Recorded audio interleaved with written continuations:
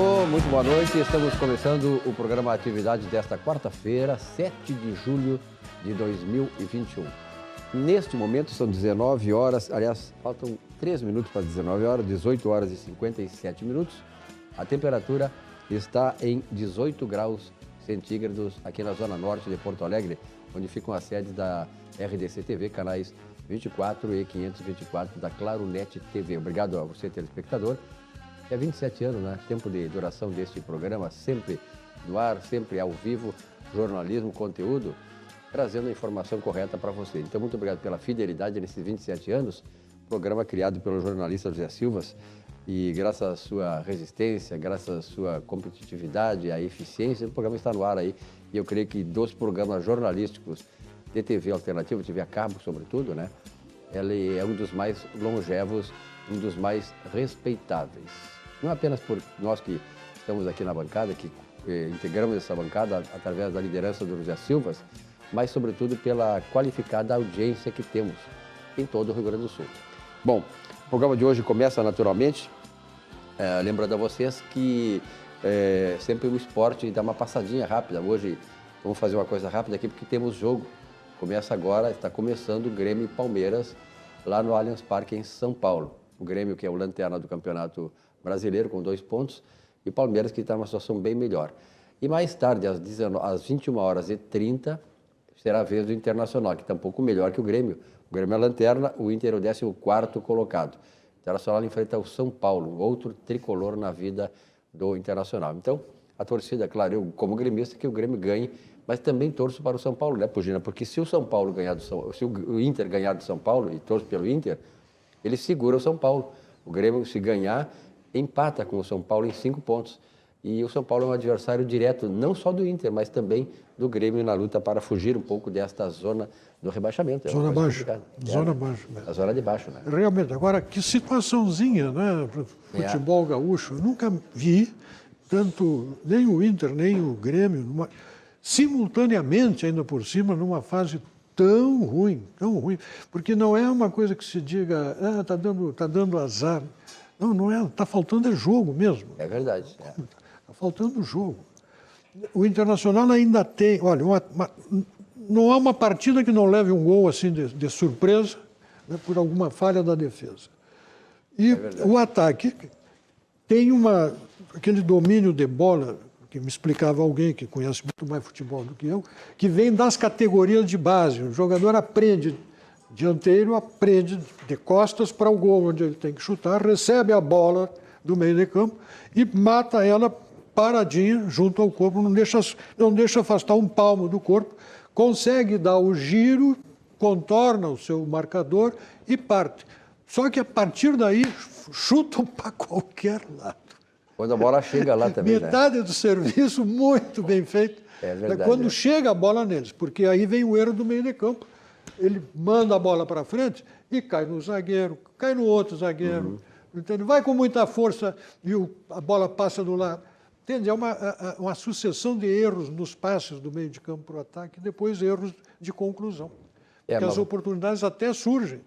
Mas são desperdiçadas, né? Essa é a grande questão. Aliás, o que está acontecendo no Grêmio aconteceu há pouco tempo atrás com o Internacional, com aquele treinador estrangeiro, Miguel Ángel Ramírez, que, na minha visão, a gente observando o comportamento dos jogadores, eles não estavam muito afim de jogar e de prestigiar o treinador, desobedecendo muitas vezes, o próprio treinador disse isso, algumas ordens emanadas dele. Então, eu acho que o Grêmio também está passando por essa crise. Daqui a pouco até eu vou fazer um comentário aqui, uma observação sobre a entrevista do presidente do Grêmio, Romildo Bolzan Júnior, que na minha avaliação hoje praticamente jogou fora a sua candidatura a governador no ano que vem, pelo que disse na Rádio Guaíba.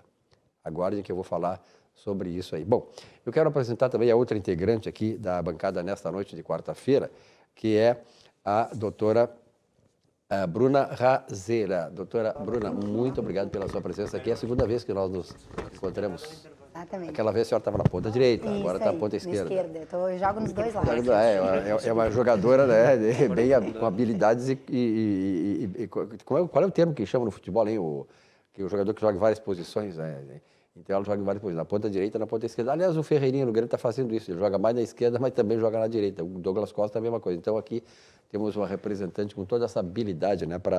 Mas a doutora Bruna Razeira, ela é advogada especialista em direito de família. Portanto, né? 1-0 para quem? 1-0 para o Palmeiras. Pô, já começamos mal. Eu já disse, vai não me avisar isso, né, cara? Já começamos mal o programa. E ele tá vibrando, né? Imagina, está torcendo. Impressionante isso. Olha aqui, ó. Vamos fazer o seguinte, vamos ouvir aí esse VT do Banrisul, do Banco do Estado do Rio Grande do Sul, porque o agro é o nosso chão. O Banco do Estado do Rio Grande do Sul hoje tem mais de 4 milhões de clientes, quase 4 milhões e meio de clientes aqui no estado e em todo o Brasil. O Banrisul não está só aqui no estado. E é um banco que fomentou a agricultura, o agronegócio, é o responsável por grande parte do desenvolvimento econômico do nosso estado. O agro é o nosso chão. Banco do Estado do Rio Grande do Sul. O agro é o nosso chão. Por isso é que a gente sabe que o agronegócio precisa de soluções completas, como uma conta exclusiva para quem é produtor rural ou agropecuarista, ou meios de pagamento, canais de autoatendimento e serviços que facilitem o dia a dia, porque quem produz quer mesmo é manter o foco no crescimento do seu agronegócio. Venha falar com a gente. Banrisul, o agro é o nosso chão. Esse é um bom momento de falar o seguinte, ó. Prato do Armazém do Queijo para esta sexta-feira, portanto, depois de amanhã, dia 9 de julho. Anote aí, risoto de camarão. Pugina, tu gosta de risoto de camarão? Muito. Muito, né? Então, quem não gosta, né? Risoto de camarão... Eu tenho algum desgosto com o preço. Mas olha, eu vou te dar aqui daqui a pouco o preço. Olha aqui, ó. Reservas deste risoto de camarão lá do Armazém do Queijo, pelos telefones 98020 7107. Também tem o telefone fixo, 33920085. Lembrando sempre o seguinte, né? O prato de sexta-feira sempre será para o jantar. Portanto, quem optar pela entrega receberá após as 14 horas. O mesmo vale para quem for retirar na loja. Quanto custa? E aí, Pugina? 60 pila, o qual serve em média 2 pessoas. Se for muito guloso... Não. E realmente um preço... Já não está mais acessível. amargo, tá?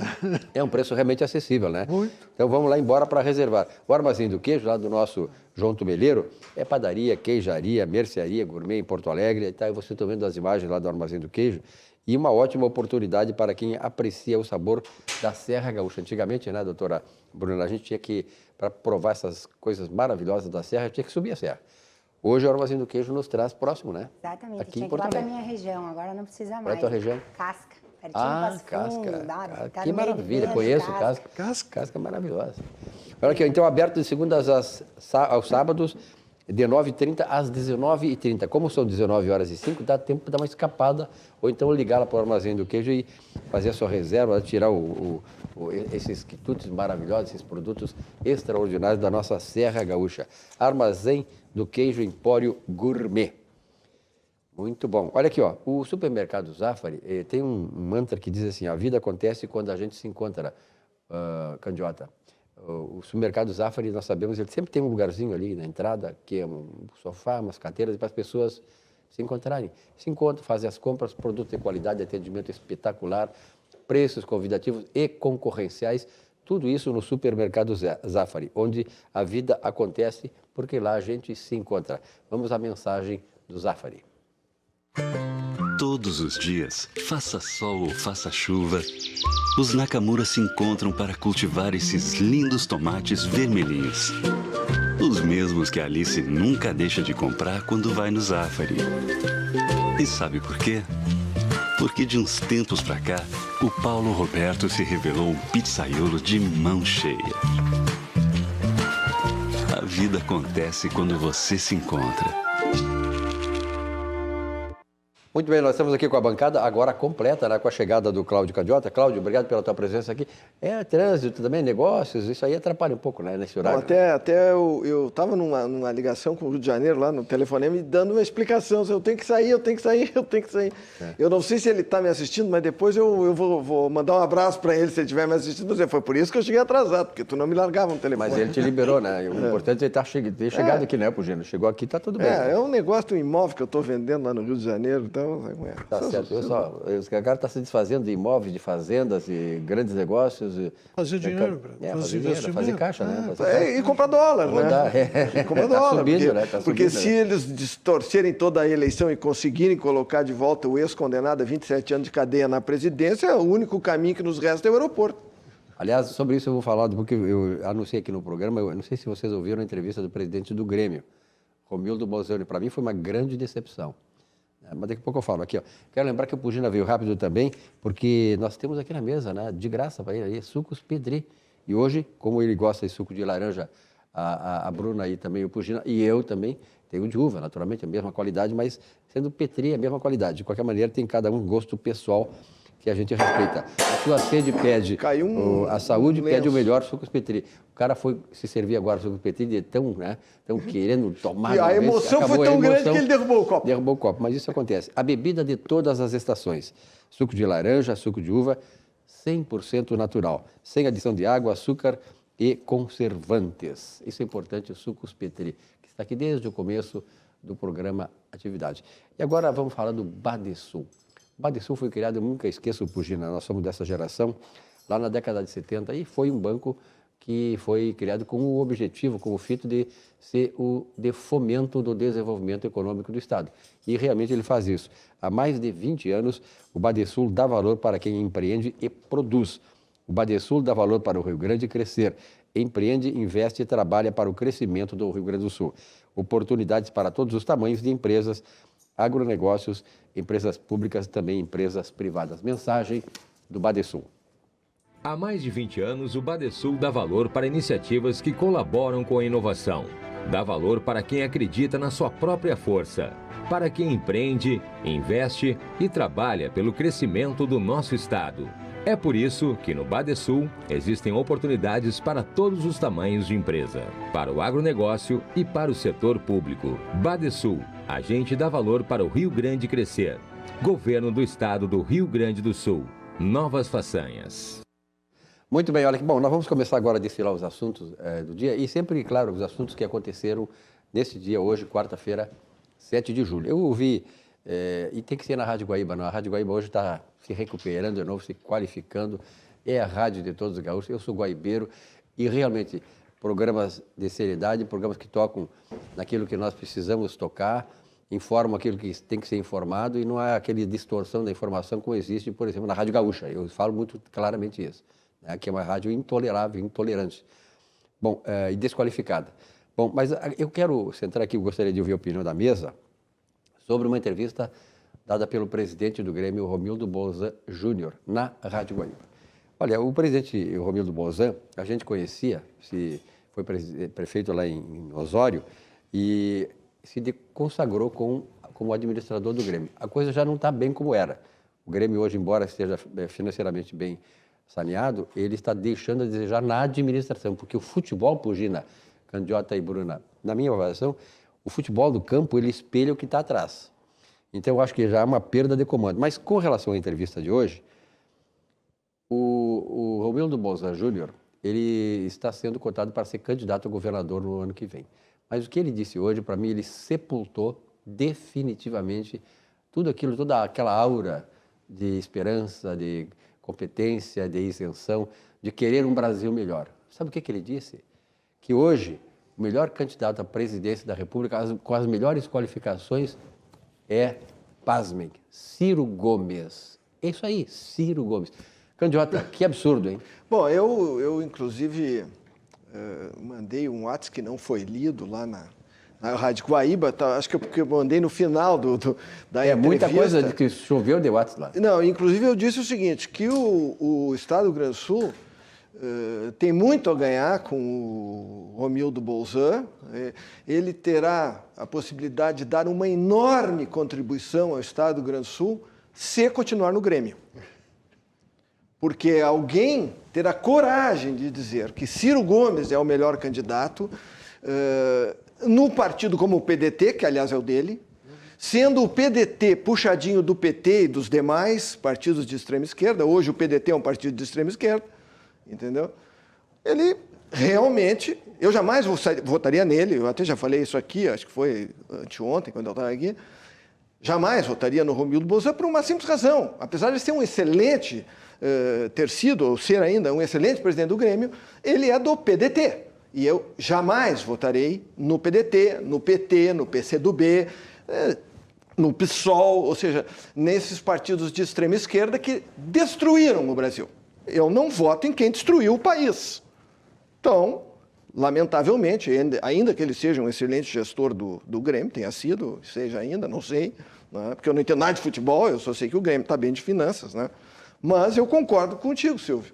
Eu acredito que as pessoas que são contra aqueles que assaltaram o país não votarão nele porque ele está no PDT e porque apoia um cara que tem um problema emocional, um desequilíbrio flagrante, que é o seu, esse cidadão aí, Ciro Gomes, que é o dono do Ceará, né? Porque alguns estados do país têm proprietários, né? Que é o caso lá dessa família no Ceará, né? Então, e é dono de uma empresa de carros pipa no Ceará, que nunca, evidentemente que ele nunca iria levar a água para o pessoal, como o Bolsonaro está levando agora. O que aconteceu? As empresas de carro pipa do Ciro Gomes faliram.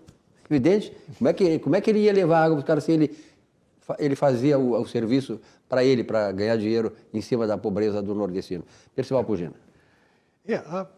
A política, quando o político, o homem que a ela se dedica, chega a um certo patamar, ele fica muito escravo do partido. Ele não pode se posicionar contra o candidato do partido, ele tem que ficar de boca fechada. Eu não sei em que condições, se ele foi motivado, se ele falou espontaneamente isso não... É uma pergunta que ele respondeu. É uma pergunta. Então, fizeram a pergunta e ele deu a resposta. Mas não pediram para ele dizer quem ele achava, não pediram. Ele que teve a iniciativa de fazer isso aí. Porque a resposta é de caderninho. Eu sou um homem de partido, o meu candidato é o candidato do partido. Agora, pelo amor de Deus, que candidato que tem o partido dele. Meu Deus. É complicado, a santa paciência. E ele não viu nada de... Porque tem muito disso na política brasileira, principalmente quando a gente observa o Senado, a gente vê aqueles baronatos, né, os fundões da República, permanentemente estão sentados naquelas cadeiras do Senado, comandando a política brasileira. Aquilo é imexível. Tu pode varrer, passa a vassoura, vamos trocar todo mundo, troca 85% dos que concorreram em 2018. Então, eles estão todos lá, representados por alguém. Até o José Sarney tem alguém que ele manda, né? Manda. Então, o que vocês estão dizendo, Max Weber dizia num livro chamado Economia e Política, aliás, Ciência e Política, ele dizia o seguinte, que existem dois tipos de políticos, e nós temos esse tipo aí, que é aquele que vive para a política, que é o bom político, aquele que vive para fazer o bem para a sociedade, né? E aquele que vive da política, que é o camarada que, como a maioria deles, me parece que o Bolsonaro está querendo se incluir nesse grupo, né? Viver da política, fazer o que o partido manda. Uma pena, lamentavelmente. E tem mais, nesta entrevista, o presidente do Grêmio disse que é contra as privatizações. Quer dizer, o mundo inteiro hoje, e o Brasil sobretudo, viu que o Estado tem que sair de onde ele está ineficiente. Ele é contra privatizar a Corsã e outras empresas que o governador, de maneira muito bem consciente, embora tenha prometido na campanha, mudou de ideia. Então, quer dizer, aí ele está fora do... E outra, ser contra a privatização da Corsã, que não tem recursos para investir e prestar o serviço à comunidade, ou seja, entregar água, obviamente que o Estado está quebrado e a única solução é privatizar, não há outra. Agora, a pessoa que está sem água, o que ela quer? Ela quer água. E não interessa quem vai mandar a água.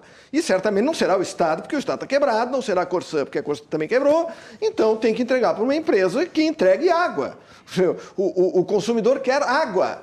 Não interessa quem está mandando, mas algumas pessoas não entendem isso. É o caso desse senhor Romildo, que merece todo o meu respeito, inclusive é da opinião dele, todo mundo tem direito a dar a sua opinião. Por isso que eu digo, né, é importante que o eleitor... Nós estamos entrando num período definitivo para a eleição do ano que vem. Nós estamos há 12, 13, 14 meses da campanha eleitoral, nem isso. Né? E é o momento de começar a escolher candidatos. Eu digo, olha, é bom dar uma olhada no conjunto dos pomares, para não buscar laranja no mesmo pomar de sempre, porque não tem dado certo. Não tem dado.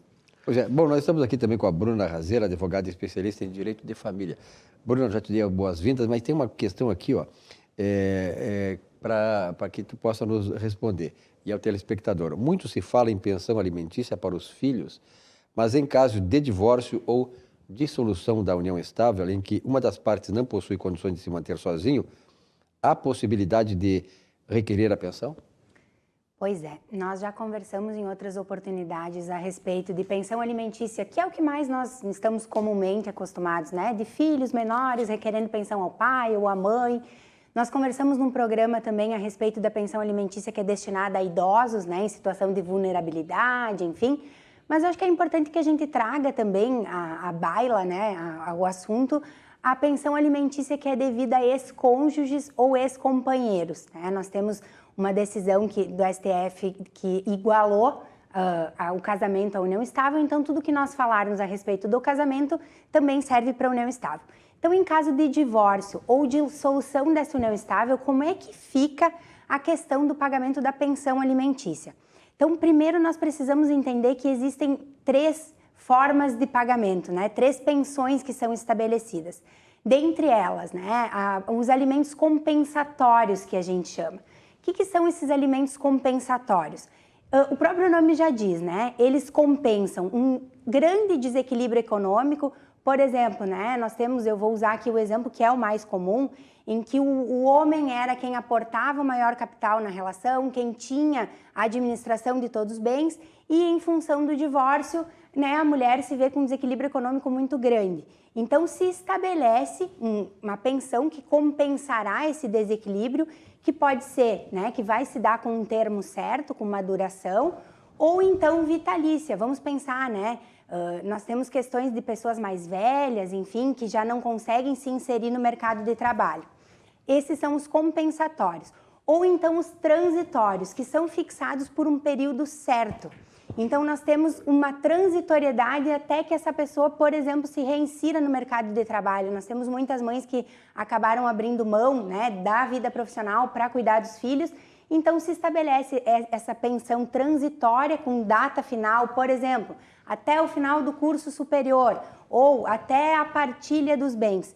E também existe uma pensão que se desdobra, que se chama ressarcitória, que é, bom, nós temos o patrimônio do casal, que está sob a administração de um dos cônjuges, vamos pensar em empresas, né, ou enfim, aluguéis, que estão sob a administração de um deles, até que se efetive a partilha desses bens, se estabelece uma pensão alimentícia para que seja de forma transitória até a partilha. Então, assim, importante que saiba, em caso de divórcio ou dissolução de união estável, é cabível a fixação de pensão alimentícia. Em todos os casos, não. Se analisa um binômio que a gente chama, que é a necessidade de quem recebe esses alimentos, né, o alimentado, e a possibilidade de quem paga esses alimentos, que é o alimentante. Então, nós vamos fazer as provas lá no processo, vamos demonstrar para o juiz que a minha possibilidade diminuiu, que o meu ex-companheiro, meu ex-marido tem condições de me pagar, e aí, com base nisso, se fixa um termo certo. Muito bem. Alguma dúvida aí dos nossos companheiros de Não, bancada? eu fujo desses assuntos. Eu não quero saber disso. Não estou aqui, né? Nem estou aqui, né? Mas eu sei que muita gente enfrenta problema. Me diz uma coisa, por uma curiosidade, pelo teu nome. Eu tive um professor de matemática no Júlio de Castilhos, professor Razeira. Não é no teu ramo? Assim, a família está em Davi Canabarro, lá no norte do estado, e Passo Fundo. Uhum. Tem a Razeira, agrícola, enfim. Mas em Porto Alegre eu não tenho conhecimento de nenhum parente. Se for gente boa, muito provável que seja. Um excelente professor de matemática. Então sim, deve ser. Então é parente próximo. Deve ser. E pelo sotaque a gente nota que ela é lá do norte. Gringada. É lá de casca. Eu tenho um primo lá, Ademir Correia, que é dentista, odontólogo, que mora em Davi Canabarro há muitos anos. Foi para lá um dos principais dentistas, odontólogo da cidade lá. Ademir Correia. Ah, conheço. Uhum. Conheço. Só, então tá, um primo que está lá. Vamos falar um pouquinho da Aspecir. A Aspecir é uma instituição da Previdência Complementar aberta, estabelecida em valores éticos como transparência e responsabilidade. Com mais de 100 anos, ou seja, mais de um século de trabalho e dedicação, ela é reconhecida por sua atuação no ramo previdenciário, sempre inovando e desenvolvendo produtos que atendam às necessidades e proporcionem a tranquilidade aos seus associados. A Aspecir Previdência, a certeza de um futuro absolutamente tranquilo para você. Nós sabemos muito bem que está mudando muito a questão do mercado de trabalho, né, Pugina, Candiota e Bruna? As relações de trabalho, as qualificações, as novas exigências a partir da pandemia, com esse novo relacionamento do mercado e tal, enfim. E nós sabemos que existe aqui no Rio Grande do Sul o Centro de Integração Empresa-Escola do Estado. E o CIE realiza um extraordinário serviço, não só a partir dos jovens, mas também qualificando aqueles um pouco mais antigos que vão lá buscar no CIE a qualificação profissional, chamada para investir em um jovem talento e impulsionar o crescimento do seu negócio. Esta é a grande chamada do CIE. Vamos conhecer agora este programa de aprendizagem do nosso CIE RS. Acompanhe.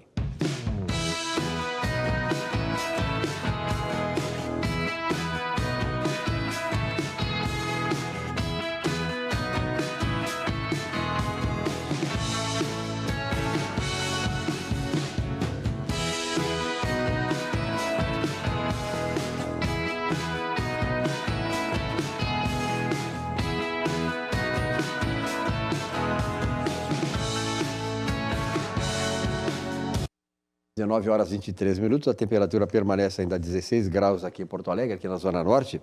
Se a coisa começou ruim para o presidente do Grêmio, está terminando mal para o Grêmio. O Grêmio está levando 2-0 do Palmeiras em São Paulo. Olha, se a coisa continuar assim, o Grêmio volta pela terceira vez para a segunda divisão. E mais uma tempestade aí na figura do presidente Romildo Bolzan Júnior. Mas hoje teve, não sei se vocês acompanharam também, desculpa, nós vamos fazer essa repercussão, a fala do presidente Jair Bolsonaro, das 2 às 3 horas, no programa do Júlio, lá da Rádio Guaíba. Olha, o Bolsonaro é uma figura extraordinária. Ele justificando a questão com os jornalistas, ele naturalmente desqualificou muitos dos jornalistas que vão entrevistá-lo. E eu me lembrei do Jânio Quadros, lá em 61, quando ele concorreu a prefeito de São Paulo contra Fernando Henrique Cardoso e ganhou. Ele dava pataquada na imprensa e tal, nos bispos, enfim, nos funcionários públicos, e justificava isso. E aí depois, passou um tempo, ele fez uma bela administração e ele foi bem avaliado. Aí perguntaram para ele, o senhor não deu muito problema com a imprensa, aí o senhor não chamou eles de cachorros e tal, o senhor não tem nada para dizer, se justificar e, enfim, reparar o que o senhor fez com os jornalistas? E assim, eu tenho que pedir desculpas para os cachorros. Esse era o Jânio Quadros. O Jânio era uma figuraça. Era uma figura, né? Louco já está em poste, mas era uma figura.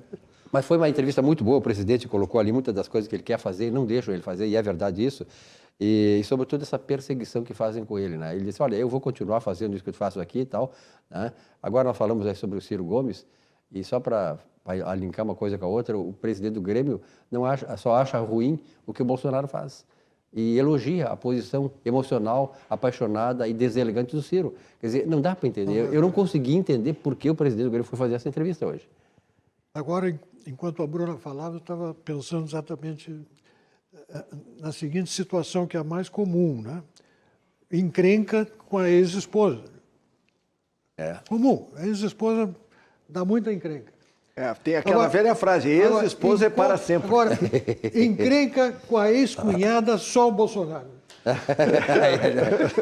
Bolsonaro atrai essas coisas, impressionante, né? E coisa assim. Eu me considero um privilegiado porque a minha ex-esposa é muito querida, minha amiga, eu sou advogado dela. Isso é raro, hein? Mas eu acho que isso é fruto do que a gente planta, né? Sim, eu acho que se a gente tem uma relação, né, respeitosa, ela termina assim. E aí eu não sei o que aconteceu aí com a ex-cunhada, né? Eu não sei, parece que tem uma ex-cunhada que foi da tal da CPI, né? Ou que aí, eu não sei bem. A fisiculturista essa, né, que teve Essa CPI é a uma mãe do palhaça. Jair Júnior, do mais novo, né? É uma complicação. Bom, pessoal, Pugina, o tema de hoje, principal, né? O que não falta nesse país é assunto, né? Mas há uma preocupação principal que eu acho que é comum à sociedade brasileira, né? Que é uma total inconformidade com a política nacional. Se nós formos pedir para pessoas listarem todos os seus desgostos, os seus desagrados, né, suas contrariedades, pouca coisa do nosso modelo institucional e das nossas instituições fica de pé. Porque, pelo povo, tinha que se desmanchar e fazer de novo. Essa até é uma expectativa de muitos, né? mete o pé na porta, derruba tudo e faz tudo outra vez. Porque a democracia brasileira, estou convencido, é uma farsa. Eu tenho certeza. É simulacro de democracia. Está aqui o meu... Que está aqui quem não me deixa mentir. Concordo também. É um simulacro de democracia. É uma farsa. E é levantado ao nível das coisas respeitabilíssimas. Tu não pode... Entende? Um ato antidemocrático. Como é que é? Olha, o poder popular, a soberania popular, ela é exercida durante 9 horas, no dia da votação, a cada 4 anos. Essas 9 horas representam 1 milésimo do tempo que tem os outros poderes, aliás, que tem os poderes delegados, os poderes de Estado, para fazer o que bem entendem. E não se lixando para a vontade nacional, para o resultado, as inclinações expressas durante a campanha eleitoral, para o desejo da população, para a vontade expressa nas urnas. Estão se lixando para o motivo que levou os eleitores a votar neles. E isso vale para o Poder Judiciário inteiro também, como poder delegado, faz o que bem entende, faz política. Olha, aprendi de guri. Quem apita o jogo não pode jogar. Óbvio. Não pode jogar. Porque se jogar, vai levar tranco. E se apitar, não vai ser respeitado. É a situação em que se meteu o Supremo Tribunal Federal. Ele está jogando o jogo político e apitando o jogo político. Olha, isso é inadmissível numa democracia. E eles falam em democracia e se veem como a cereja do bolo da democracia. Porque o presidente não presta, eles fazem crítica aos outros poderes de Estado, criticam todo mundo, mas se sofrerem uma crítica, se levar tranco, não, aí eles apitam e querem que seja respeitado. E tem muito cuidado, e tem que ter muito cuidado com os adjetivos que tu usas a te referir a eles. Porque exigem um respeito que não dão aos demais. Está tudo errado, viu? Está tudo errado. Então, a próxima eleição, se bater na sua porta alguém para dizer que é o candidato porque vai cuidar da educação, saúde, trabalho, segurança, abre a porta de novo, tira o cara para fora, pontapé. Tu tem que perguntar para ele o que ele tem no fundo da alma dele, o que preside as suas decisões. E se ele não souber o que dizer, porta da rua, serventia da casa.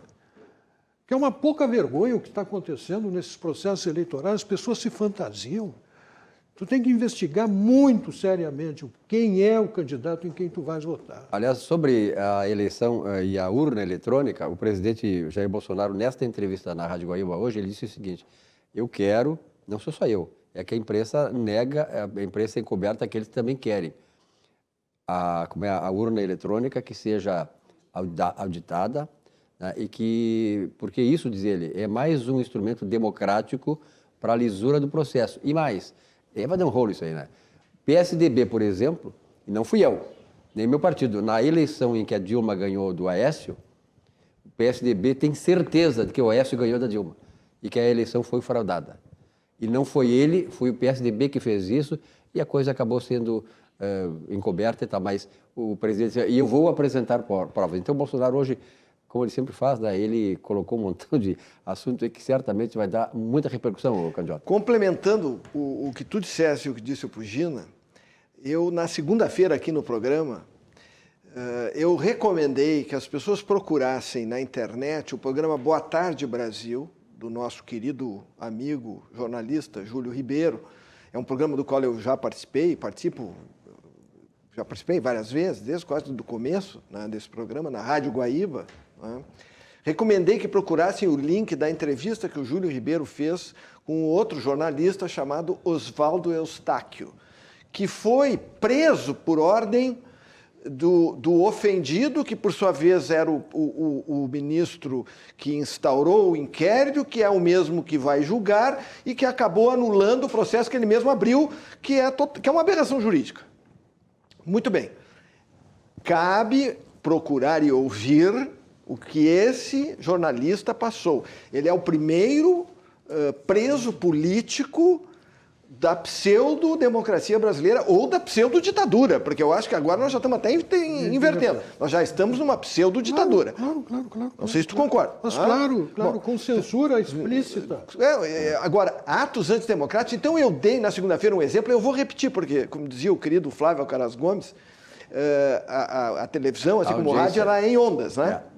Então, eu contei aqui uma história de um processo que ocorreu nos Estados Unidos recentemente, em que um americano, não me lembro em que estado, colocou uma bandeira gigantesca dizendo um palavrão que eu não posso traduzir, mas traduzindo assim dizia: dane-se Biden, dane-se Partido Democrata. Só que era um palavrão. Tá? Entraram com uma ação judicial contra, por estar ofendendo o presidente Biden. A corte decidiu que ele tem direito de dizer o que bem entender. É um direito de expressão. Isso é democracia. Isso é democracia. O presidente Biden, se assim entender, poderá processar, caso ele se ofenda, provavelmente não vai dar a menor bola, né? Mas se já que o assunto teve uma repercussão, saiu na mídia lá nos Estados Unidos, né? O presidente Biden poderá entrar com uma ação contra esse indivíduo por ter sido ofendido. Pronto, ofendeu a sua moral, entendeu? Porque era um palavrão. Tá? Primeira emenda da Constituição Americana.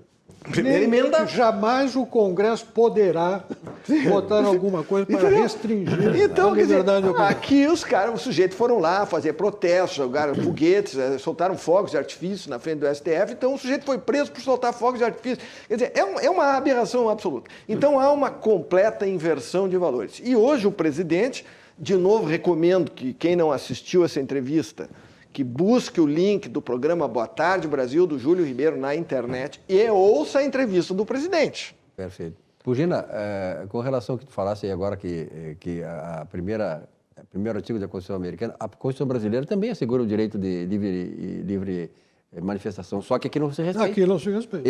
Essa é a diferença. Não, aqui não se respeita. Se tu tens uma pseudo-democracia, tu não vai combater essa democracia? Tu não vai apontar os seus defeitos, tu não vai indicar os responsáveis, mas é que eu digo, quer dizer, tu tens... Por isso que é uma fraude a democracia brasileira. Tu só tem o direito de votar e depois tu tens o direito de submeter a qualquer coisa que te impinjam. É a verdade. E olha, e o presidente, me desculpa, não, Bruno, o presidente inclusive disse o seguinte, ele usou uma estratégia interessante com relação à história da prova. O Júlio perguntou se ele tinha a prova de que tinha havido fraude. Ele até disse que tinha, que apresentaria, etc. e tal. Né? Mas ele desafiou o STF, o ministro Barroso, agora não recordo bem, a que ele apresente prova que não houve. Então, o que ele fez? A inversão do ônus da prova. Porque a prova de que houve ou não houve fraude é uma prova impossível. É o que em direito se chama prova diabólica. Se eu não tenho um voto impresso que possa auditar a urna, ele inclusive disse que a resposta que deram para o PSDB naquela eleição do Aécio foi que não havia como auditar a urna, e não há mesmo. Eu preciso da prova material, eu preciso ter uma prova material.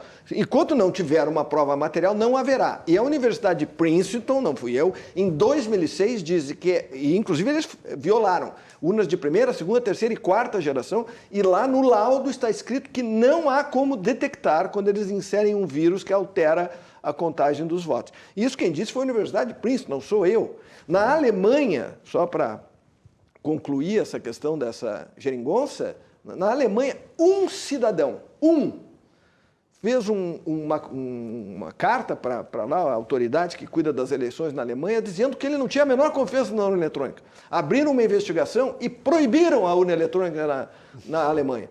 Nenhuma democracia usa votação 100% eletrônica. Eu escutei na Rádio Guaíba que votação 100% eletrônica, o que faz com que a apuração seja secreta, claro, o que é contra a Constituição, a apuração tem que ser pública. Os únicos países que usam esse sistema é Brasil, Bangladesh e Butão. É a verdade. Bruna. Eu fiquei pensando enquanto vocês falavam a respeito das manifestações, da liberdade de imprensa. A sensação que eu tenho, e gostaria de ouvir de vocês, Pugina, Candiota, é que nós vivemos numa sociedade muito sensível, assim, demasiadamente sensível em questões que tudo agora vira pauta. Nós estávamos falando a respeito, né, do uso da máscara. Se estivermos em locais exclusivos, como por exemplo num parque, né, muitas vezes tu acaba usando pelo medo do que vão falar e do medo de ser julgado, e aí tu acaba entrando, e aí, né, nessa questão da liberdade de imprensa, se a imprensa vem em cima de uma manifestação com tanta força, né, será que até as manifestações nesse sentido de que é errado e é certo não vão nessa onda de pressão, assim? Essa é a sensação que eu tenho, que esse Estado... Tudo hoje é cancelamento, tudo é preconceito, tudo é falta de politicamente empatia. correto, Exato. aquele politicamente correto, né? Claro, é um domínio do pensamento, da linguagem. A dominação mental. Que cria uma autocensura, que é a pior forma de censura. É a pior forma. Não, e aquela que faz com que tu não te permitas pensar o que tu É queres. escravidão mental, né? Porque Exato. tu começas a achar que tu estás em contradição com o planeta, com o mundo. a ordem cósmica. É verdade. Não, e é a versão se sobrepondo ao fato. O fato não vale nada, o que vale é a versão. É algo nunca visto, né? Aliás, hoje completam 60 dias da Comissão Parlamentar Inquisitória, Inquisição, instalada lá no Congresso Nacional. E, por incrível que pareça, eu coloco aqui na mesa, até agora, 60 dias. Nenhum prefeito, nenhum governador, aqueles que realmente estavam responsabilizados e o foram, através da ordem do Supremo Tribunal Federal, que tirou essa função do presidente da República, estavam autorizados e legalmente amparados para administrar a Covid, o problema da pandemia. Só que nós sabemos o quanto de desvio ocorreu, dinheiro que chegou aqui, chegou ali, tal, foi desviado para outras coisas, pagar funcionário, aqui e ali, né? E lá no Nordeste, aqui, uma série de coisas, a Polícia Federal está em cima, fatos verídicos aconteceram e, no entanto, essa comissão, mais uma vez, é uma pantomima, né? Não, ela tem um objetivo final, um relatório que está pronto, e eles estão simplesmente fazendo um jogo de cena e prolongando todo o tempo necessário, porque isso dá ibope para aqueles que estão ali participando, chama atenção, eles estão dando entrevista, termina aquela papagaiada e a imprensa vai em cima, porque há uma unanimidade na imprensa nacional em apoiar qualquer coisa que sirva para atingir e ferir o governo. Estão na dele, só que, estou vendo, né? Não penso que eu sou bobo, eu estou vendo o que vocês estão fazendo. E quando eu vejo a mídia nacional fazer o que está fazendo, eu boto os dois pés para trás. Com certeza. Olha, E quando vejo combater, essa mesma mídia, combater a única hipótese de divergência que surgiu no país, que são as redes sociais, combater com a afoiteza e com a ansiedade com que fazem esse combate, mais desconfiado eu fico ainda de que tem algum projeto. Mas sabemos que as redes sociais exercem uma função maravilhosa. E hoje tem uma notícia que veio lá dos Estados Unidos, que eu acompanho as notícias lá, vocês sabem que eu tenho vínculos lá e estou sempre para lá e para cá. O presidente Donald Trump, ex-presidente Donald Trump, vai mover uma ação, o que se chama em inglês class action, que seria aqui uma ação coletiva, contra o Mike Zuckerberg e o Facebook, porque ele foi censurado, etc. Tal. Então vai mover uma ação coletiva contra esse indivíduo lá nos Estados Unidos. E o Senado americano formou uma comissão para investigar o desserviço que a mídia lá, na chamada de mainstream media, que seria o que nós chamamos aqui de extrema esquerda, extrema imprensa, né, estão fazendo um desserviço ao povo americano, porque não estão transmitindo a verdade, estão transmitindo uma versão. E fazendo com que essa versão se transforme em verdade. Lá e aqui. A situação ou seja, é um movimento global da extrema esquerda contra as liberdades. Isso é realmente Nesse global. caso das urnas eletrônicas, só dando um passo atrás no roteiro do programa, chama a atenção, a divisão que a Bruna apontou é real, não é? Para tudo tem dois lados. Mas não é estranho que haja dois lados sobre a urna eletrônica? Tem um lado que quer a impressão do voto e tem um outro lado que não quer a impressão do voto. Mas por que não querem? Essa é a pergunta de $1 milhão. Por que não querem? Alguma coisa... Se a urna incinera o seu voto, a partir do momento que a maquininha faz plim, seu voto foi incinerado, não pode ser recontado. Se ela incinera, não tem como comprovar a fraude, como já foi tantas vezes dito. Olha, eu sou de um tempo, vou contar aqui uma breve experiência que eu tive em relação a fiscalização de votação e de contagem de votos. Eu também participei lá.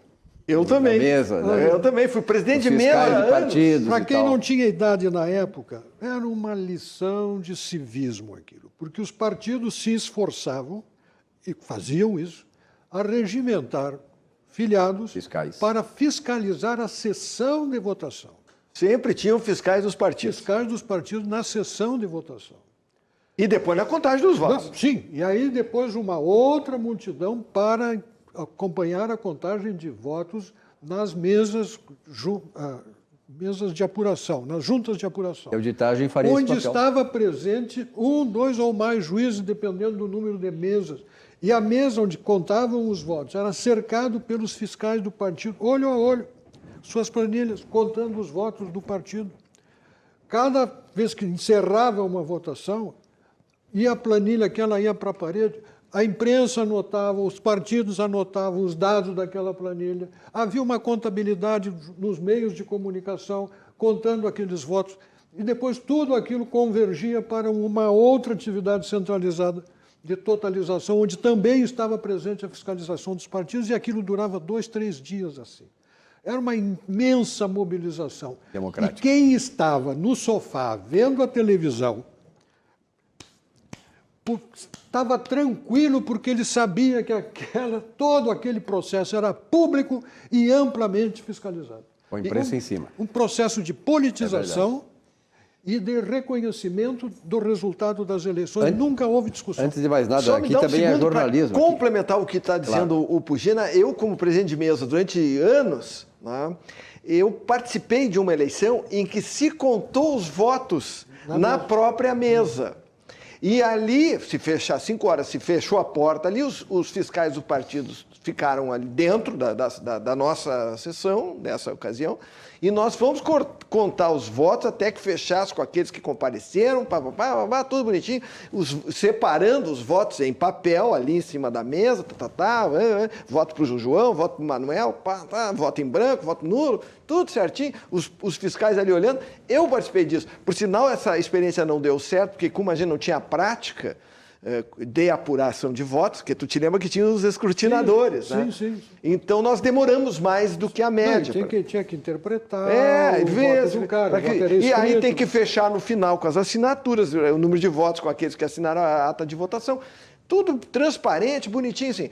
Hoje existe um grupo que certamente é a minoria esmagadora contra a transparência na eleição.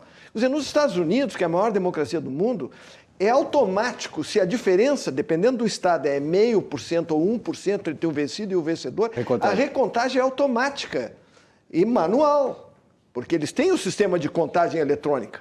Então, se há alguma desconfiança, conta manualmente. Sabe onde é que é assim? No mundo, senhores. Menos no Brasil, Bangladesh e Butão. Perfeito. Olha aqui, ó. Isso aqui também é jornalismo. Então, o Grêmio acaba de anunciar Felipão como novo técnico. Luiz Felipe Scolari deverá estrear sábado já no Grenal da Arena. Bom, Auxiliadora Predial, simplificar a sua vida é o nosso melhor objetivo. A Auxiliadora Predial, que é uma empresa gaúcha, está hoje também competindo e com muito sucesso no mercado paulista, onde tem lá grandes empresas do mercado imobiliário, inclusive multinacionais. O telefone da Auxiliadora Predial aqui em Porto Alegre, o 51 3216 6100, e em São Paulo, 11 23 48 40 00. E o Barranco, em 51 anos, no coração dos gaúchos.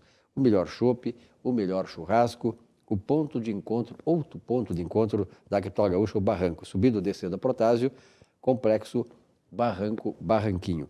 Ambientes climatizados e também ao ar livre. Daqui a pouco tem uns dias mais... Hoje dá para o cara ficar lá no ar livre, lá no Barranco, né? Escolhe ambiente climatizado lá dentro, então ao ar livre. Telefone do Barranco, 51 33 31 6172. E também temos lá o Barranquinho, que fica do lado, lá na Avenida Protásio Alves, 1578. O telefone do Barranquinho, 30 28 23 10. Um abraço aí, o Elson Furini e o Léo Piscini, que tocam esses dois grandes empreendimentos da culinária e da gastronomia gaúchas. A CDL, a Câmara de Dirigentes Lojistas, você já parou para ver quanto a sua empresa tem para receber com dívidas em atraso?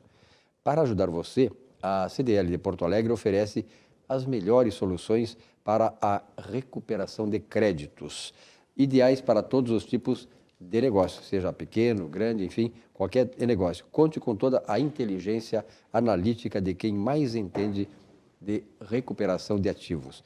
Acesse CDL Porto Alegre, cdl.com.br ou ligue para 3017 8000. CDL Porto Alegre.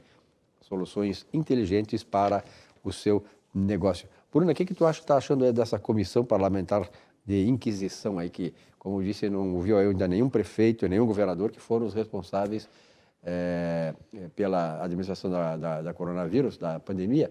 E também hoje, né, o presidente da comissão lá acabou prendendo um diretor lá do Ministério da Saúde porque achava que ele estava mentindo. Eu acho que, como bem, acho que foi o Pugina que colocou, né? A questão é que nós temos deputados investigando e, né, fazendo as perguntas, e a questão é que a mídia toda está voltando os olhos para esses deputados que aproveitam para, de certa forma, ou para, né, exclusivamente fazer um palanque eleitoral aí. É visível isso, a gente consegue perceber, e aí eu é que pergunto, né, como é que é a avaliação de vocês, Pugina, enquanto jornalista, da cobertura da CPI e mais dessas novas denúncias que vêm surgindo, como, por exemplo, a possível rachadinha, enfim, que teve denúncia, né, que o gabinete do Bolsonaro teria feito, ou então, enfim, várias questões que estão colocando agora o presidente à prova. Como é que é visto isso? Porque está sendo explorado, assim, no último nível pela mídia, né? O que a mídia... Aí é uma responsabilidade grave. Né? O Senado Federal brasileiro é uma vergonha. Você não consegue 27 senadores para pedir uma lavatória. Você não consegue fazer andar um processo de impeachment contra um ministro do Supremo Tribunal Federal, e há vários pedidos solicitados à Casa. Entende? O padrão de comprometimento do Senado com o crime organizado no país é uma coisa horrível, é uma vergonha nacional. Então, é nessa Casa, nesse poder, com esses quadros, que está em curso, não conseguiram fazer, nem mesmo voltar atrás, e aí vale para o Congresso todo, a possibilidade de prisão após condenação em segunda instância, porque aí pegava muitos deles. Entende? Então, essas coisas, aquilo que interessa à sociedade não passa porque eles têm compromisso com o crime organizado. Por isso que eu digo, tem que buscar as laranjas em outros pomares, porque esses pomares não dá. Isso aí já se viu de que é capaz. E aí dentro, esse mesmo Senado, que não fez nada, então cria uma CPI contra o presidente da República, que já fizeram, cujo relatório já está feito, e põe para comandar a CPI como presidente, esse Senado, põe para presidente da CPI uma figura como o senador Omar Aziz, com a folha corrida dele, familiar, conhecida, pública, com casos de prisão, e a folha corrida do Renan, e ele convida o Renan Calheiros, meu Deus, Renan Calheiros, por um dos seus muitos inquéritos, teve que renunciar à presidência do Senado para não perder o mandato, porque os colegas senadores de então se levantavam quando ele ia presidir uma sessão e disse: senhor presidente, eu me retiro com vergonha de participar de uma sessão presidida por Vossa Excelência. E ele ouviu isso até que ele acabou renunciando à presidência do Senado para garantir o mandato. E aí volta. Vem lá dos fundões da República, dos baronatos, volta reeleito para o Senado. E eleito presidente do Senado depois. Agora veja o nível de decadência. Voltou a ser eleito pelos seus pares presidente do Senado e cumpriu o mandato. E aí, tu sabe onde é que está a origem? Eu vou ficar preocupado com uma CPI feita por esse tipo de gente. Olha, Pugina, eu gosto muito de te ouvir, sabe? Porque eu... Obrigado. Não, porque eu penso exatamente como tu, mas diante das aberrações e das barbaridades que se escuta todo dia na televisão e se lê nos jornais, etc. Tal, você diz, bom, será que eu estou louco e os outros é que estão certos? Então é o seguinte, esse horror, o Senado brasileiro, como tu disseste, é um horror. Eu já quero ressaltar aqui que nós temos 2 excelentes senadores que estão lá tentando, como heróis, defender a liberdade e defender a verdade, que é o senador, nossos amigos, né? O Reis e o Lazier Martins e o Luiz Carlos Reis, não é? Que são excelentes senadores, são nossos amigos. Se por um acaso o senador Reis for governador, for candidato a governador, terá meu voto, né? E por que aconteceu isso? Porque a Constituição do Brasil é uma Constituição socialista, tinha pessoas de bem na Constituinte, mas certamente eram a maioria, e foram esmagados por aqueles que voltavam da tentativa de destruir o país e transformar o país em uma Cuba em 1964, né? Houve o contragolpe, esses caras fugiram, alguns foram exilados, escaçados, etc. e tal, voltaram e fizeram uma Constituição de tal modo que ninguém fosse preso, para começar por aí. Então a Constituição tem lá um artigo que diz: ninguém será considerado culpado. Esqueçam o que vem depois da vírgula, após o trânsito em julgado de sentença penal condenatória, porque eles deram um jeito de criar um sem número de recursos que jamais transitará em julgado. Então, como houve uma mudança de entendimento, um monte de bandidos foram presos. Aí o que fez o Supremo Tribunal Federal? Mudou o entendimento, soltou. Doeu na alma deles. Aquilo doeu na alma deles. Estão prendendo demais. Nós ainda vamos ter que rever esses processos. Entendeu? Então é o seguinte, aí começou. E lá no artigo 45 da Constituição, eles criaram uma aberração, que é o número mínimo e o número máximo de deputados federais. Então, com isso, eles criaram o superpoder, o supervoto de quem está no Norte e Nordeste. Se elege gente lá no Norte e Nordeste, deputado federal, com 7 mil votos. Em São Paulo, que precisa de 1.500.000. Aqui no Rio Grande do Sul, 100 e tantos mil. Lá o cara se elege com 7 mil. Então, um voto lá vale 20 vezes mais. Porque eles botaram mínimo de 8 e máximo de 70. Então, e com isso, eles colocaram todo o peso no Norte e Nordeste. A tal ponto que um senador que é do Maranhão, seu Sarney, sai do Maranhão, aluga um kitnet para ter um endereço no Amapá e se elege senador pelo Amapá. Outra barbaridade é a Constituição recepcionar o senador biônico. 3 senadores por estado. É uma barbaridade. Como tem mais estados no Norte e Nordeste, então tem mais senadores do Norte e Nordeste. Aí o que acontece? Voltam os Renan Calheiros, voltam os Edson Lobão e toda essa catrefa. É isso aí. Como acabaram com a prisão em segunda instância, por sua vez, a delação premiada perdeu o efeito. Esvaziaram a Lava Jato. Então tem os anti-bolsonaristas aí dizendo o seguinte, que o Bolsonaro acabou com a Lava Jato. Não. Quem acabou com a Lava Jato foi o Supremo Tribunal Federal, no momento em que acabou com a prisão em segunda instância. Qual é o cara que vai delatar, entendeu? Se ele sabe que vai ter condições de fazer 40 mil recursos, agravo no agravo interno, não acaba nunca, entendeu? Então tá. Então todos os bandidos, os maiores bandidos do Brasil, foram soltos. Por quem? Pelo Supremo Tribunal Federal, não foi pelo Bolsonaro. 7 dos 11 estão lá indicados pelo Lula, pela Dilma, indicados pelo PT. Para chegarem a essa indicação, passaram pelo crivo do senhor José Dirceu. Certo? Por fidelidade.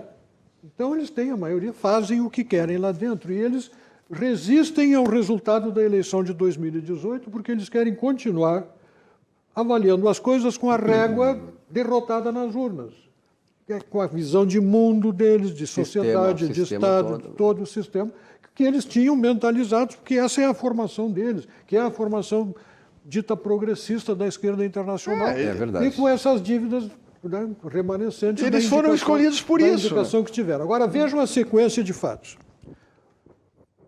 A nação festejou o trabalho da Lava Jato, as condenações, as prisões. Aí deu um incômodo, né? O Lula acabou sendo preso por causa da prisão em segunda instância e era preciso ter aquela insistência do Senado, do Supremo, de votar essa matéria, rever a matéria, porque tinha maioria de 6-5 para derrubar. Até que, um belo dia, fecharam as portas lá e pá!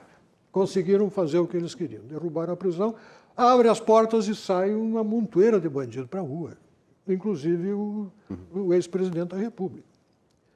Só que estava complicado para ele não poderia concorrer à presidência da República, que era o sonho de ouro, porque ele andava feito um fantasma pelo Brasil, mal recebido onde andasse, porque ele não poderia ser candidato a coisa alguma, porque estava com a ficha suja e com vedação legal, era preciso rever a condenação dele.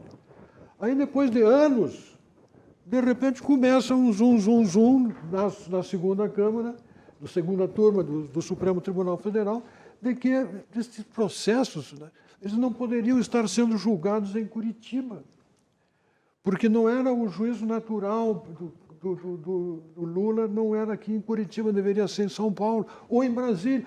Tanto faziam se era São Paulo ou se era Brasília, mas não podia ser em Curitiba, que foi onde ele foi condenado. E aí, independentemente das sentenças terem sido homologadas e algumas agravadas pelo TRF4 aqui, eles anularam aquele processo.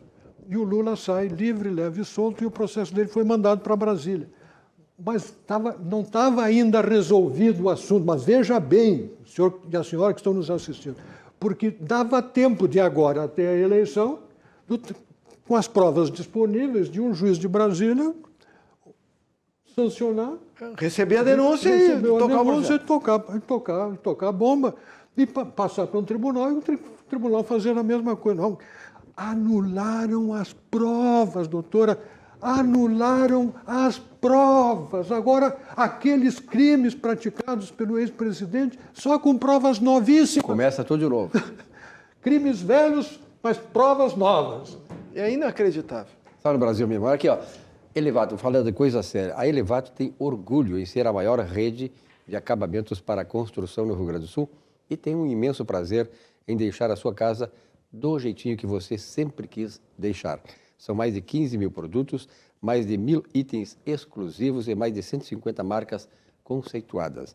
Na Elevato você encontra a maior variedade de acabamentos do estado, porcelanatos, vinílicos, laminados, metais, louças, aquecedores, tintas, banheiras e spas, produtos exclusivos, atendimento especializado, negociação personalizada e, claro, garantia própria em todos os produtos. Vamos acompanhar esta mensagem da Elevato.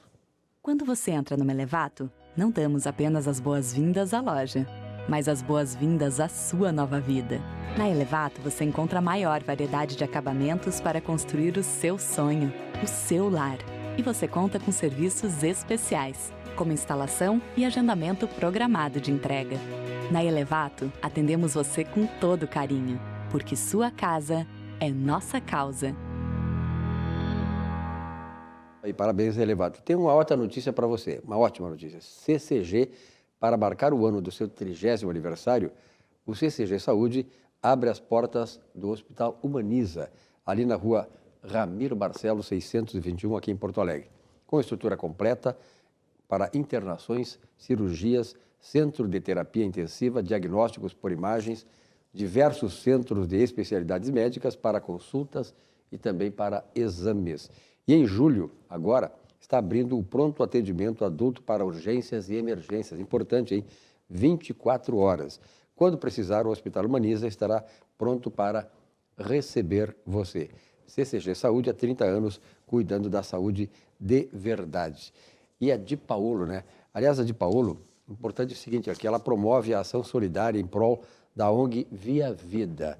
Ingressos já estão à venda e comemoram 21 anos da ONG.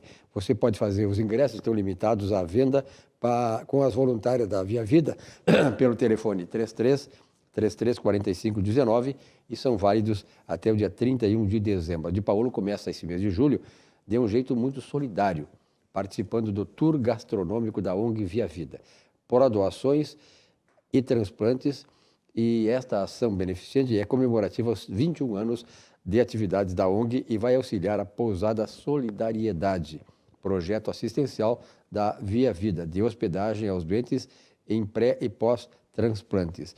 Qualquer dúvida, qualquer coisa que você queira nessa área, ligue lá para a Via Vida, que é 3333-4519, habilite-se e também ajude na sua possibilidade de fazer isso. Vamos, esta é a mensagem do Di Paolo, que tem coisas maravilhosas para nós degustarmos e vermos agora. Acompanhe. Tem coisas que a gente nunca esquece. A nossa origem é uma delas. E os rituais familiares nos conectam com o nosso lado mais verdadeiro. Se você fechar os olhos, consegue lembrar desses momentos passados? Cozinhar é um ato de amor. Na casa da nona era assim. O cuidado na escolha dos ingredientes, o capricho no preparo, o tempero caseiro. Cada receita carregava uma história da comida típica da Serra Gaúcha. Tradição transmitida de geração em geração. Uma refeição feita com tanto carinho que deixou muitas memórias. Alimento para o corpo, mas também para a alma. Virou uma lembrança que ficou para sempre. No Di Paolo, respeitamos todos os processos de qualidade e técnicas, mas não abrimos mão de uma coisa: o sabor artesanal da Casa da Nona. Oferecemos comida autêntica para recriar experiências. No Di Paolo, nós queremos que você se sinta em casa. É como voltar para aquele almoço de família com mesa farta. É como voltar às suas origens. Di Paolo, Cucina de la Serra Gaúcha. Que maravilha, né? Olha aqui, o Sindicato Médico do Rio Grande do Sul destaca a importância da valorização, segurança e respeito aos médicos. Além da defesa das condições de trabalho e plano de carreira pertinente junto aos gestores, o Sindicato Médico oferece serviços especializados e diferenciais aos seus associados, os quais possibilitam a dedicação dos profissionais aos seus pacientes. Acompanhe as redes sociais e os canais de comunicação do CIMERS e saiba mais sobre o trabalho desta entidade que há 90 anos atua na defesa dos médicos e, com isso, também na defesa da saúde de toda a população. CIMERS defende os médicos, é defender a saúde de todos nós. Eu quero lembrar para vocês o nosso Jornal do Comércio. O Jornal do Comércio tem uma tradição, né? Daqui a pouco é centenário aí e tal, e foi criado em 1933. A manchete de hoje está aí: Estado quer conceder 5 unidades de conservação. Vamos passar o assunto agora para debater aqui no Atividade. Esta é a manchete principal do Jornal do Comércio. Depois temos outras manchetes aqui. Bolsonaro vai indicar André Mendonça como novo ministro do Supremo. Incentivo à segmentação e aposta para a retomada do turismo aqui no Rio Grande do Sul. Jornal do Comércio, o mais importante, mais sério jornal do nosso estado. Não tem apenas matéria de economia, de negócio e finanças, mas tem política, economia, sociedade, opiniões. Temos, por exemplo, aqui a página 3, começo de conversa do Fernando Albrecht, que é uma das páginas mais lidas, né, do jornalismo do Rio Grande do Sul. Temos o Espaço Vital do colega advogado e jornalista Marco Antônio Birnfeld. Marco Antônio Birnfeld também, querido amigo. Verdade. Grande colunista também, Marco Antônio Birnfeld, que... Dos mais antigos do Jornal do Comércio. Nós trabalhamos lá, eu, José Silvas, tinha uma coluna lá chamada É o Seguinte também, durante 15 anos. O José Silvas também ficou um pouco mais do que isso lá no Jornal do Comércio, onde ele se notabilizou como jornalista de qualidade que é. Mas aqui a manchete, eu gostaria de conversar com vocês sobre isso, pedir a opinião de vocês. O Estado quer conceder 5 unidades de conservação. O plano inclui Caracol, Delta do Jacuí, Tainhas, Turvo e Botânico. A Assembleia Legislativa aprovou, em primeiro turno agora, a exploração desses parques como forma de fomentar o turismo. Importante isso, né, doutora Bruna? Eu acho que o Rio Grande do Sul é conhecido por Gramado e Canela, exclusivamente. Bento Gonçalves está começando a ser descoberto pelos turistas de fora do Rio Grande do Sul. Casca ainda não foi, mas vai ser. Casca nós não queremos, porque nós somos muito bairristas. Muito fechados. Lá não entra qualquer um. Mas brincadeiras à parte, né? Eu acho que é importante, justamente para que as pessoas conheçam, né, as nossas belezas naturais, e mais do que isso, é uma forma de preservar, né, de explorar e de preservar. Então, eu acho que foi uma decisão bem acertada, com toda certeza. É uma forma também de fomentar o turismo nessas regiões. Mas sabe que tu falasse em Bento Gonçalves? Eu estive lá em Bento Gonçalves. Eu passei uma semana na Serra, que eu estou com uma obra lá na fachada da minha cobertura, lá uma barulheira infernal. Tu tem cobertura também lá em Bento? Em Bento, não. Eu tenho aqui. Aí eu fui passear para não ficar aguentando o barulho. Como eu trabalho remoto há muitos anos, né? Então eu levo meu laptop junto e meu escritório vai comigo. Então eu fui para Bento Gonçalves. E, como tu disseste, está espetacular. Eles fizeram, até foi um amigo meu, o Eduardo Valduga, que fez esse acordo lá com o pessoal do balonismo de Torres, e agora é possível voar de balão lá em Bento Gonçalves, no Vale dos Vinhedos. E eles servem champanhe e tal, que é algo que eu já fiz lá na Califórnia. Na Califórnia eles têm isso também, né? Aí então ele diz que tem pedidos de casamento a bordo do balão, um negócio super bacana que dá para fazer. Eu fui num restaurante espetacular que eu recomendo para vocês, que se chama Casa Madeira. Fica na Via Trento 3555. Eu guardei o número porque eu botei no GPS, né? E servia um codorna lá, muito bom, ambiente bacana. Olha, tem muitos lugares, um outro chamado Leopoldina, muito bom.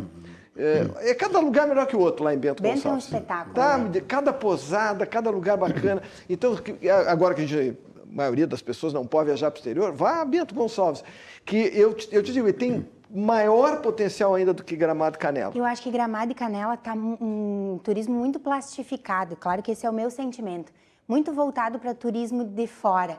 Bento Gonçalves ainda é aquela coisa da nona, de ser artesanal, de ser familiar. Mais familiar, né? Eu sou completamente apaixonada pela região. E o Vale dos Vinhedos é uma maravilha. É espetáculo. Uma maravilha. Agora, esse projeto ele foi aprovado em primeiro turno por 49 votos. Eu acho que há um só que não votou, um deputado só que votou. E eu achei interessante que, pelo menos, ainda não ouvi nenhuma manifestação daqueles ambientalistas, aqueles que chatos, né, que não querem nada, porque isso aí vai mexer exatamente em coisas bem pouco exploradas lá e através do investimento da iniciativa privada, Pugina. Claro que vai. A repercussão será imediata, porque isso afeta, inclusive, alguns empregos, né? Claro, Esse que é o maior problema. Né? Afeta alguns empregos. Então, pode fazer qualquer coisa, só não mexe no meu. É verdade. Olha, tem o Parque da Ferradura lá lá em Canela, que é uma visão muito estreita, não perceber, não deixar abrir a janela para as possibilidades que surgem a partir do momento em que o Estado sai de cima. O Estado vai fiscalizar, mas não faz por si mesmo, porque pode ter certeza que vai ficar muito melhor. O Estado não tem condições. Não tem né? condições. Não tem. É verdade. E é mau gestor, né? Já por natureza é mau gestor. Que não é mesmo. Tudo que pode ser privatizado deve ser privatizado. A Fraport, aqui eu tenho uma relação próxima com a Fraport, concessionária aqui do nosso aeroporto, né? Eu há 30 anos trabalho em defesa do aeroporto, né? Inclusive criamos um comitê em defesa do aeroporto Salgado Filho. A Fraport fez em 2 anos o que a Infraero não fez em 30. Inclusive um prédio que estava lá em construção teve que ser derrubado porque não valia a pena aproveitar, fizeram outro. Perfeito. Olha aqui, ó, vamos falar do Chihuahua. O Chihuahua é a tradição que perdura, assim como o movimento das ondas do mar. O Chihuahua tem um nome de tradição aqui no Rio Grande do Sul, e principalmente aqui em Porto Alegre, e você lá tem uma série de especialidades da nossa gastronomia, da nossa culinária. Por exemplo, ó, casquinha de siri, moqueca de peixe, camarão adorê, bacalhau às natas, quer dizer, tudo isso você encontra no Chihuahua. E é um ambiente super agradável. Agora o Chihuahua que está lá na Teixeira Mendes, no bairro Chácara das Pedras, aqui em Porto Alegre. Aí o número da Teixeira Mendes, 1216, e o teleentrega 3105-6767. Então, realmente, é uma grande opção. E esse friozinho apetece muito mais ainda, né? Só que eu fiquei curioso, eu fui perguntar, é o mesmo Chihuahua que existia ali... teve essa dúvida ontem, né? Na Getúlio Vargas. É o mesmo, eles ficaram fechados durante anos e reabriram. Eu era cliente frequente do Chihuahua. E ali tinha o restaurante do Tio Flor, te lembra? Ali também, né? Sim, ao lado do Chihuahua. Ali também, exatamente. Eram as duas grandes atrações do bairro de Deus. Tinha o Chihuahua e o camarão catupiry do Chihuahua... A bailanta do Tio Flor. Eu me lembro que os argentinos iam muito ali, enchiam lá 2, 3 ônibus e ficavam a gente fora ali esperando porque não dava vazão lá dentro. Mas eu achei legal eles resolverem, anos depois, e eles têm uma marca tão forte, né? O Chihuahua é muito forte. Que resolveram voltar 2 anos depois, abrindo e estão a 1000 por hora. Agora, não faça como o candidato, de repente vai lá, exagera um pouco e depois tem que se socorrer do quê? Olina, né? Porque Olina que resolve esses problemas, questão de problemas estomacais e intestinais, você vai e resolve com Olina. Olina, essência de vida, também uma empresa mais do que centenária, né? Uma empresa aqui de Canoas, que muito nos orgulha, porque realmente o Olina é tiro e queda, né? Bateu o Olina e acabou com o problema que você tem. Uma coisa interessante. Agora a Impressul, vou falar sobre a Impressul. A Impressul, um grande abraço ao Ângelo Garbaschi, que é o diretor, o dono, o criador da Impressul, ela compra a briga com o impossível. Eu acho uma coisa interessante isso que esse mantra aí da Impressul, né? Compra a briga com o impossível e ganha. Esse que é o mais importante. E essa empresa é muito antiga também, né? Antiga, tradicional, né? Impressos, impressões offset, tratamento de imagens, banner, criação, personalização, acabamentos, laminação, tudo isso, né? Você tem lá na empresa do Ângelo Garbaschi, que agora está com os filhos, o pessoal da família está cuidando, quer dizer, a coisa continua mais eficiente como nunca. E vinhos do mundo, né? Qualquer coisa, nós sabemos agora um vinhozinho, agora tem o jogo do Inter, aí o pessoal está querendo já assistir, porque nós gremistas nem precisamos mais ver o jogo, né? O Grêmio está perdendo 2-0, então um vinhozinho sempre apetece vendo o jogo que vai passar às 9h30 pela televisão. Vinhos do mundo, o mais importante para vinhos do mundo é proporcionar a você, cliente, a melhor experiência no mundo dos vinhos. Sempre com a garantia de economia e qualidade, passe em uma loja e confira. A Vinhos do Mundo temos aí 3 endereços em Porto Alegre. A primeira fica aqui pertinho, essa aí, na Cristóvão Colombo 1493, bairro Floresta. A segunda, próximo também na Alameda Alípio César 203, bairro Boa Vista. E a terceira, para fechar aí o trio, né? A trinca, na Getúlio Vargas, lá no coração do Menino Deus, Getúlio Vargas 1135. Bom, tem mais vários assuntos aqui, né? Mas um que eu gostaria de aproveitar a presença do Candiota ontem, o pessoal telefonava para cá para saber por que ainda tem nevoeiro em Porto Alegre, por que os voos não estão conseguindo decolar ou descer em Porto Alegre. E tu chegasse a ligar para o telefone. Não, né? eu te mandei um WhatsApp, porque eu estou por dentro desse assunto. E o pessoal está perguntando aqui, ó, explora o Pugina sobre essa quando é que vamos ter a solução desse problema. Eu vou explicar. Eu até vou aproveitar que eu estou vendo aqui que tem um amigo meu que está nos assistindo do Rio de Janeiro e eu cheguei atrasado no programa por causa dele. É o Marcel Galper, ele é corretor de imóveis e eu estou vendendo um imóvel lá no Rio de Janeiro e ele é muito competente eu tenho que sair, eu tenho que ir para a televisão, etc. E acabei me atrasando aqui, por isso peço desculpas a vocês e aos telespectadores. Mas aproveita e manda um abraço para o Marcel Porque, na verdade, a culpa é dele, né? A culpa é dele. E cumprimento, Marcelo, um abraço. Cumprimento pelo trabalho dele, né? Porque ele disse, se tu acha que eu estou mentindo, toma aqui o link. E agora eu vi que ele está assistindo. Então, um abraço, Marcel. E cumprimento pelo teu trabalho. Quanto ao aeroporto, o que está acontecendo é o seguinte, o pessoal está reclamando por causa do nevoeiro, né, pela manhã. O que acontece é o seguinte, que aqui foi instalado o ILS CAT-2, né? ILS quer dizer Instrument Landing System, é um sistema de pouso por instrumento, né? que nós instalamos o de segunda geração, né? Que é o mais avançado, nós não temos condições de ter aqui, não há demanda, é um investimento muito caro, é um que é o pouso automatizado, né? Pousa com teto zero. Isso nós não vamos ter aqui em Porto Alegre porque não compensa para as companhias aéreas. E o que aconteceu? Em função daquela série de ações judiciais movidas contra o Estado, contra a Fraport, contra a Prefeitura, movidas por pessoal de extrema esquerda, e partidos de extrema esquerda também, que foram lá para dentro da vila, que fica na reta final do aeroporto. Sempre eles. Né? Então, a extrema esquerda, como sempre, atrapalhando o desenvolvimento, foi atrapalhar a transferência daqueles progressistas. Daquelas famílias lá, que estão num lugar insalubre e podendo ir para uma residência que está pronta, é só se mudar. Mas o pessoal da esquerda foi para lá, não, resistam, isso, aquilo, apareceram advogados e não sei o quê, e o tempo foi passando. Para fazer a obra de extensão da pista, a Fraport teve que desconectar o sistema de ILS categoria 2, que permite pouso com menor, com o teto mais baixo, né? Isso está desligado. Por isso, nós voltamos ao atraso. Então, com esse trabalho fantástico da extrema esquerda, sempre destruindo, né? Então, a obra atrasou, tanto que foi suspensa, em função dessas ações que eles foram movendo, porque eles adoram mover processos, né? Moveram processo até contra o município por distribuir medicamento. Então, por aí vocês veem, né?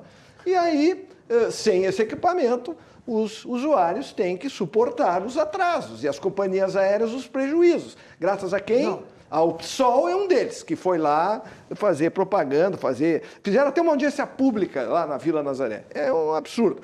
Por sorte, a juíza federal que foi sorteada para tratar desse processo, ou desses processos, porque são vários. Ela é espetacular, não caiu na conversa, né? E determinou até um valor fixo de indenização, e agora as últimas famílias estão saindo. Parece que tem 7 ou 8 ou 10 famílias ainda lá que devem sair no curso desse mês, e aí a obra, quem sabe, poderá ser retomada já em agosto. E agora não sei quanto tempo eles precisam para reinstalar todos esses equipamentos e aí poder operar o aeroporto. O que ninguém conta é o ônus e o dano que isso causou à sociedade de Porto Alegre, às empresas de Porto Alegre. Nós fomos os mais prejudicados com esses acontecimentos, porque os aviões que não podem vir para cá não vêm porque a pista é curta. E as consequências de pouso com o nevoeiro que tu estás mencionando são outras. Ou seja, nós hoje, para sair de Porto Alegre, tem que sempre pousar em algum lugar. Porque o avião não consegue decolar ou tá... Que loucura. Olha aqui, ó. Olha, e vou dizer um negócio para vocês. Nós perdemos o voo da American Airlines por falta de pista. Porque a companhia está operando aviões de grande porte, a American Airlines, nosso anunciante aqui, não tinha pista. Então, eles tiveram que suspender os voos. Agora, com a pista pronta, o aeroporto esse nosso aqui, que está espetacular, foi construído no modelo do Frankfurt, aeroporto de Frankfurt. Quem desembarca aqui, desembarca em Frankfurt, vai ver. Agora, com a pista homologada, que agora eles vão ter que retomar, eles tiveram que dispensar a empresa que estava fazendo a obra, porque as pessoas não... Claro. Inclusive, tinha gente sendo ameaçada por um traficante, se saísse, ia ser morto. Olha, você não tem noção do que foi esse processo. Nós ingressamos, inclusive, em nome da entidade que eu sou o presidente, que é a Associação de Defesa dos Passageiros do Transporte Aéreo, nós ingressamos, ou tentamos ingressar como amicus curiae nessa ação aí, contra a Fraport, contra o município, etc. e tal, mas conseguimos dar o nosso recado. Mas a juíza decidiu, e agora é o seguinte, para aqueles que estavam sendo ameaçados, eles estabeleceram o seguinte, dizem, até saiu notícia no jornal, quem sair e for para a Vila Irmãos Maristas, que é essa que está pronta, nós vamos matar. Isso aí, os traficantes lá dizendo. Saiu notícia até na 0 Hora. Aí, o que resolveram então? Muito bem, então agora tem um valor de indenização. A pessoa tem 2 alternativas. Ou vai para lá, onde já está tudo pronto, ou recebe uma quantia e vai para onde quiser. Então o despejo. Inclusive já tem ações de reintegração de posse. Claro. Mas é que o município e o DEMAB, a Secretaria de Habitação e a própria Fraport estão tentando lidar... Estão tentando diálogo, e eles não querem diálogo, essa é a verdade, né? Mas a gente não sabe quem está ameaçado, quem não está, como é que é. É difícil a situação, mas está no fim. Eu quero lembrar para vocês do Vidrobox, nós estamos já nos encaminhando daqui a pouco para o final do programa. Vidrobox tem mais de 50 anos, uma empresa gaúcha tradicional, né? Que tem os vidros, e o vidro hoje na construção civil é de suma importância. Tem alguns investimentos desta área que o vidro colabora com mais de 40% em termos de material. Então o vidro é importante em várias... Como cresceu essa empresa, hein? Essa aí que cresceu. Em 71 ela foi criada. É uma empresa hoje eu vi nascer, com renome internacional. Estava conversando com o arquiteto quando eu estava começando. Eu estive lá na inauguração. Foi meu primeiro ano como jornalista. Ali, desde 1971. 71, começaram lá. Saí da faculdade 68. É verdade. Então a Vidrobox é uma empresa que também muito nos orgulha, e o vidro hoje realmente ele tem uma importância fundamental na área da construção, seja na área da indústria, comércio, residências, enfim, e ele dá realmente um visual diferente. Realmente ele torna o prédio, torna o imóvel muito mais agradável. Campanha do agasalho. Todos os governos do estado fazem essa coisa e tem que fazer, porque na verdade nós estamos no mês de julho, estamos no pleno mês de inverno, temos agosto, setembro ainda com meses frios, e é preciso que nós exercitemos aquele nosso lado de solidariedade humana, né? Você vai lá com uma roupa com condições e tal, compra até roupa nova, roupa usada em boas condições, e se integre também nesta campanha do governo do estado. Vamos a esta mensagem do governo do estado sobre a campanha do agasalho. O inverno atinge milhares de gaúchos e são as pessoas mais necessitadas que sofrem isso na pele, com o frio e a fome. viver se torna um desafio diário. Por isso, ajude doando. A campanha do Agasalho 2021 também está arrecadando alimentos e cestas básicas. Doe. Campanha do Agasalho 2021. Governo do Estado do Rio Grande do Sul. Por incrível que pareça, eu ontem recebi uma correspondência, esqueci de dizer aqui ontem no programa, uma correspondência que foi datada de 24 de abril, uma correspondência aqui de Porto Alegre. Por quê? Por causa da ineficiência dos Correios e Telégrafos. Então o governo decidiu, agora é isso que eu quero trazer aqui. Não é mais vocês. Correios e Telégrafos, não tem mais. Não tem mais Correios Correios. E Telégrafos. Originalmente eram Correios e Telégrafos. Telégrafos, né? Pô, tu tá revelando a tua idade. Eu sou do Telex, né? Lembra do Telex? Bom, claro que eu lembro do Telex. Quando eu trabalhei no Rio, no Globo do Rio, depois eu vim para cá, fiquei de correspondente aqui, nós recebíamos pelo Telex. Sim. Eu tinha, há um tempo atrás, quando o Telex era o instrumento fundamental da redação, eu tinha um Telex de um camarada que eu vou dizer para vocês, eu até tinha muito orgulho daquilo, eu guardei e tal, depois eu acabei mudando para cá, da Bahia e esqueci. E perdi uma ordem de um chefe meu do jornal O Globo do Rio, para que eu tivesse que fazer no fim de semana, que eu fosse fazer no fim de semana, a cobertura da hípica lá, que o camarada esse tinha um cavalo e tal, chamava-se Roberto Marinho.